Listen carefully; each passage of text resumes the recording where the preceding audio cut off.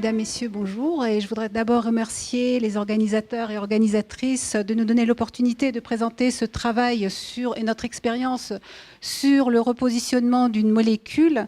Donc c'est un travail qui est mené dans un laboratoire de chimie-biologie à la faculté de pharmacie de Strasbourg, qui est dirigé par, le laboratoire dirigé par le professeur Marcel Ibert. Et ça se fait dans l'environnement du laboratoire d'excellence Médalis, donc coordonné par le docteur Sylviane Muller. Alors, notre projet, il porte sur la mise en évidence de petites molécules qui auraient une activité originale sur des cellules souches cancéreuses et notamment celles isolées de glioblastomes.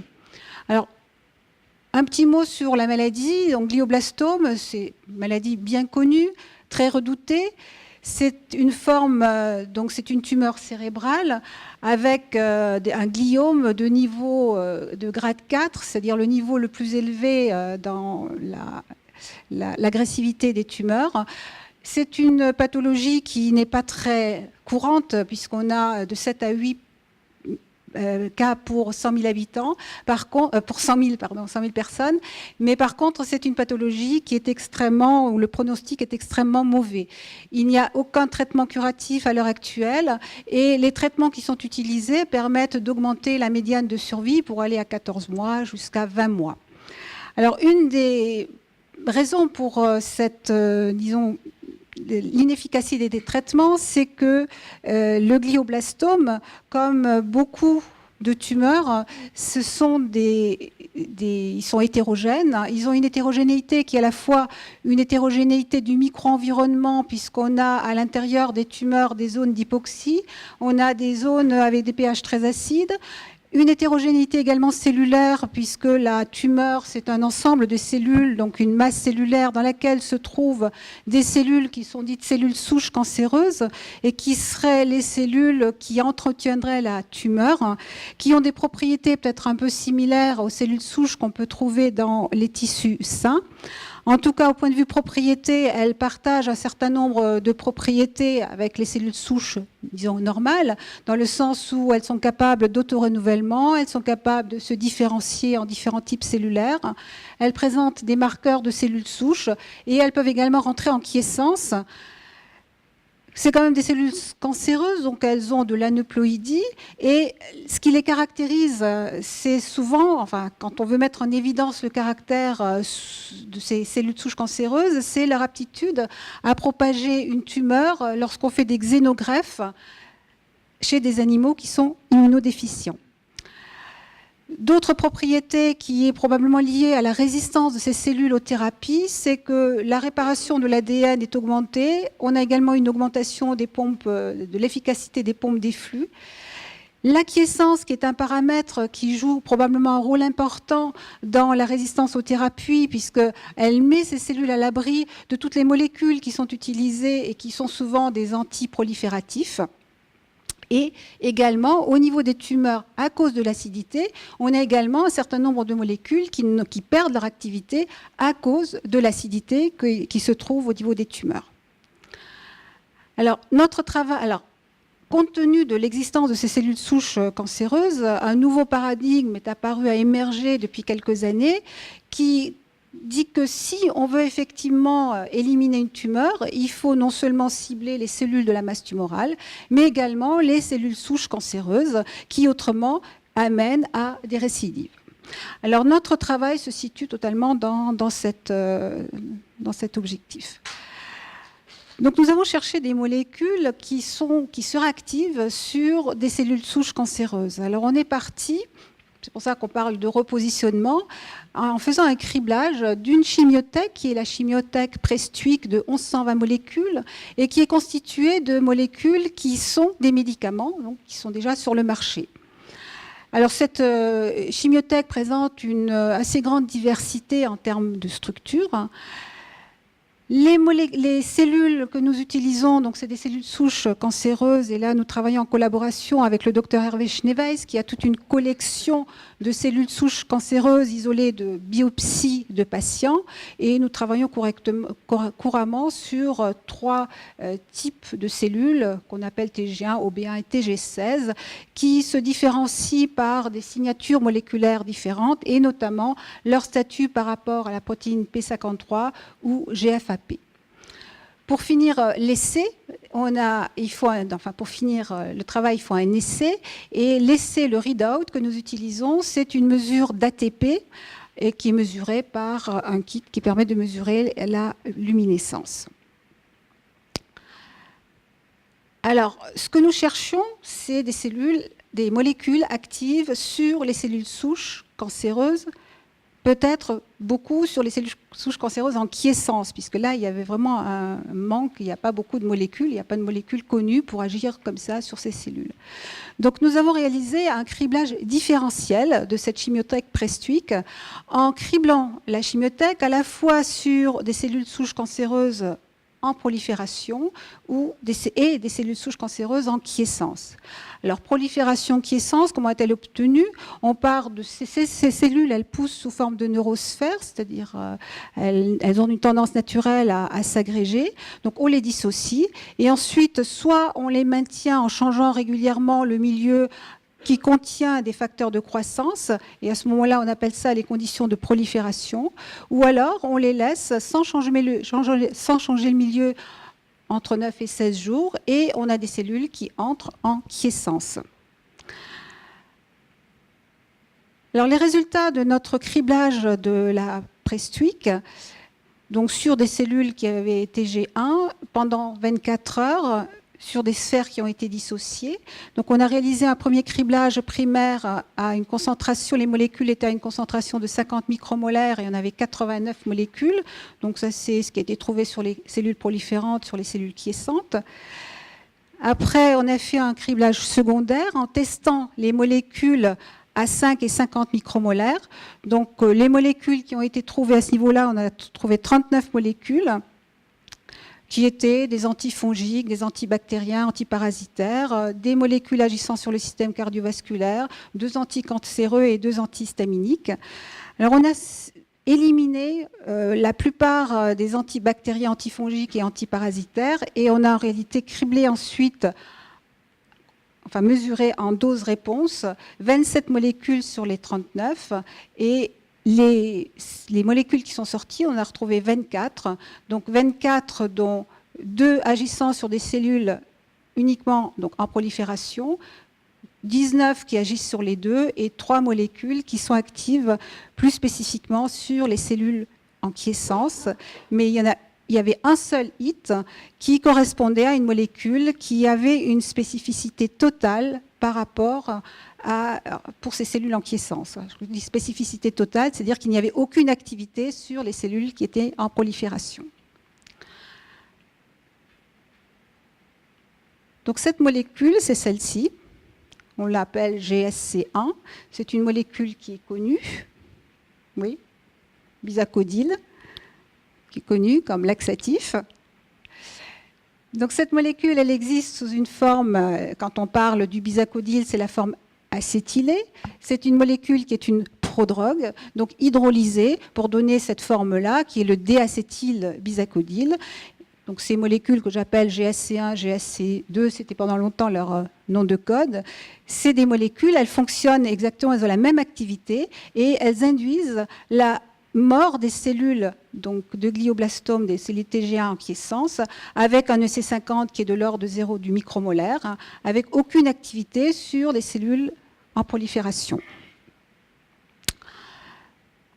Alors, la question après est de connaître la spécificité, puisqu'on cherche donc non seulement des molécules qui sont actives sur les cellules souches cancéreuses, mais on souhaiterait également qu'elles n'aient pas trop d'activité sur d'autres cellules.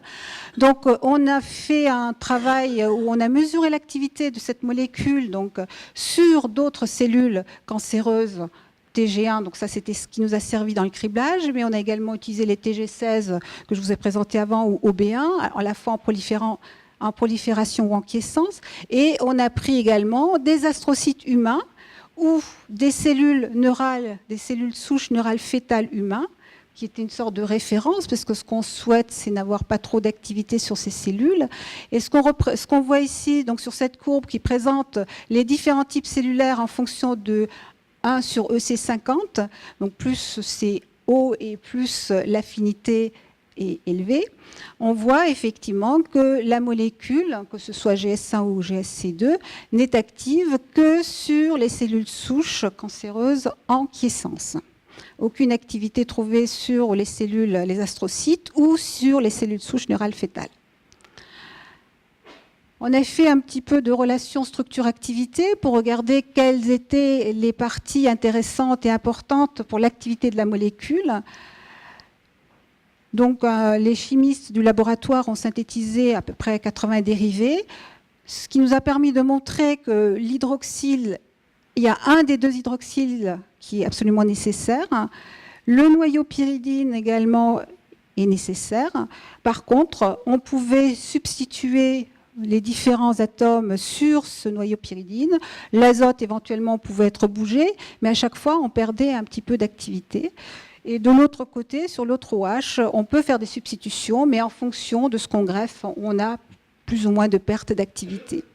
Alors, dans toutes les molécules qui ont été testées, enfin synthétisées et testées, on a trouvé pour l'instant qu'un seul composé qui permettait d'augmenter légèrement le C50 de la molécule. C'est ce composé-là avec un atome de brome opposé à l'azote, et ce composé a une activité, toujours garde ce différentiel actif sur les quiescentes et non pas sur les proliférantes, et le C50 ici est de 0,6 micromolaire. Donc finalement, notre molécule bisacodyl ou déacétylbisacodyl, c'est un hit, mais c'est aussi le lead, puisque pour l'instant, on n'a pas trouvé d'autres molécules plus actives. Alors la question après, on sait que c'est une molécule qui induit la mort des cellules. Alors de quel type de mort s'agit-il ? On a testé l'apoptose, on n'a aucun argument pour dire que c'est de l'apoptose, puisque des composés comme le ZVAT ne bloquent pas l'activité de la molécule, il n'y a pas de fragmentation de l'ADN. Et par contre, les images de microscopie électronique sont totalement en faveur de la nécrose, puisqu'ici vous avez des cellules qui ont été traitées, qui sont les cellules non traitées à différents grossissements, et ici des cellules qui ont été traitées par cette molécule, donc désacétylbisacodyl à 10 micromolaires, et là on voit nettement que la mort c'est une mort par nécrose, puisqu'on a effectivement cette membrane plasmique qui se désagrège, qui a des trous. Par contre, on voit un petit épaississement de la membrane nucléaire. Enfin, c'est des clichés qui sont tout à fait en accord avec la nécrose. Alors, cette molécule a été trouvée comme étant active sur les cellules souches cancéreuses. Donc l'étape d'après, c'est est-ce que cette molécule, donc entre-temps on a commencé aussi à faire des études pour comprendre un peu mieux la signalisation qui amène à la mort cellulaire, mais la question importante c'est de savoir est-ce que cette molécule peut avoir une activité sur des tumeurs ? Alors, la démarche la plus logique, ce serait de dire on va faire un modèle animal, c'est-à-dire qu'on va faire des xénogreffes orthotopiques et puis injecter le composé et voir ce que ça donne. Alors, déjà, les cellules qu'on a, elles donnent des tumeurs puisque c'est des cellules souches cancéreuses, mais ces tumeurs se développent très très lentement. Ensuite, on a toujours la question du modèle animal, est-ce qu'effectivement il est bien prédictif ? Et puis, depuis quelques années, quand même, se développent ces cultures 3D. Cultures 3D qui peuvent être peut-être une alternative ou être en complément ou nous aider aussi pour tester les molécules.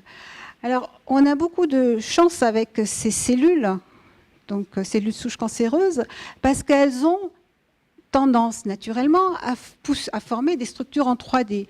Là, vous avez des images qui ont été obtenues au départ à partir d'une seule cellule souche.